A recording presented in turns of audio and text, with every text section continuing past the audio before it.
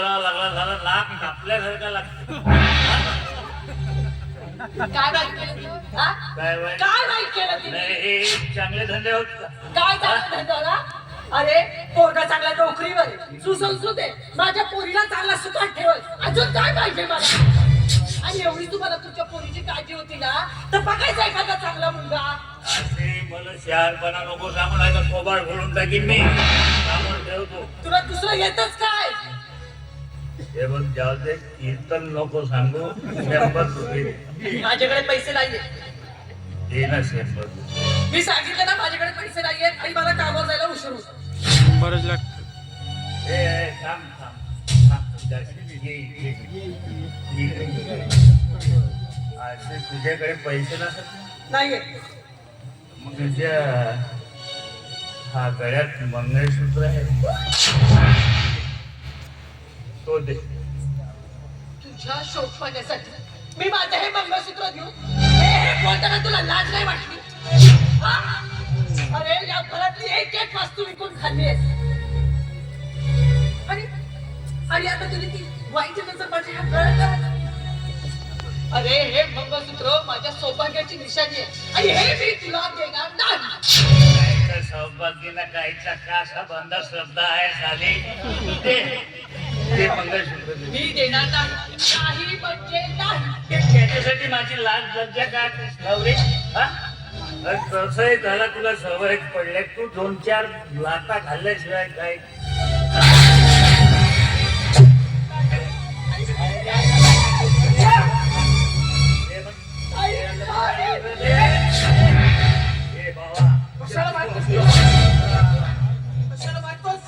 तुला 100 वेळा सांग तर आमच्या नवरा बायकोच्या मनात बोलत जाऊ नको.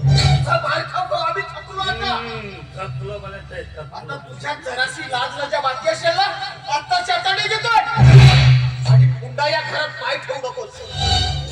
ए बाबा, आता या घरातून मी जाणार नाही, तर या घरातून जाणार तुम्ही दोघेही. घर माझं आहे आणि या घराचा मालक मी आहे, समजलं? तुझ्या घर होता बाबा, आता नसेल. आठवतो दिवस ज्या दिवशी मी कोऱ्या स्टॅम्प पेपरवर तुझा अंक लावला ना, त्या स्टॅम्प पेपरच्या आधारावर हे घर मी माझ्या नावे करून टाकलं. आता निघायचं.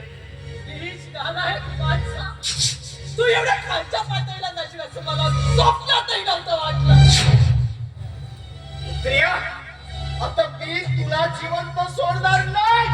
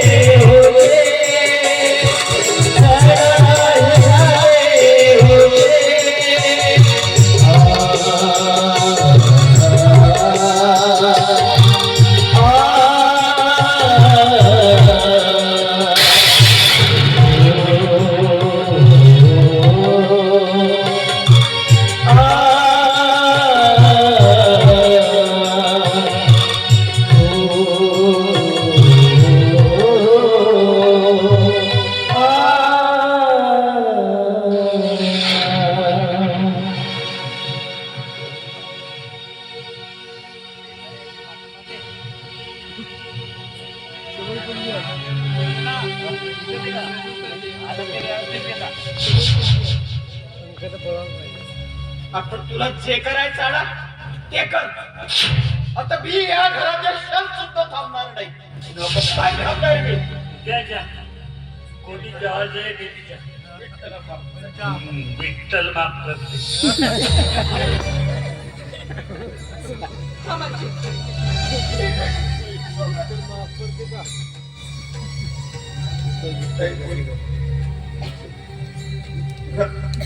कुठं थांबायला गेलो हा माझा एकल्याचा प्रवास आहे आणि तो मला भोगावाच लागेल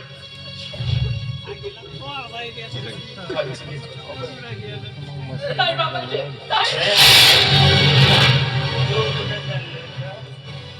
तू कुठे चालले एक गोष्ट लक्षात ठेव ते त्याची प्रॉपर्टी होती म्हणून तो गेला पण तो माझी प्रॉपर्टी चला अहो, सोडा. तुम्हाला हे सगळं बोलताना लाज कशी नाही वाटत?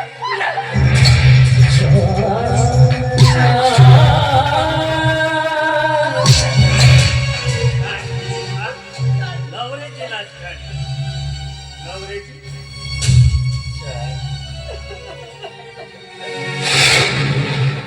खेळ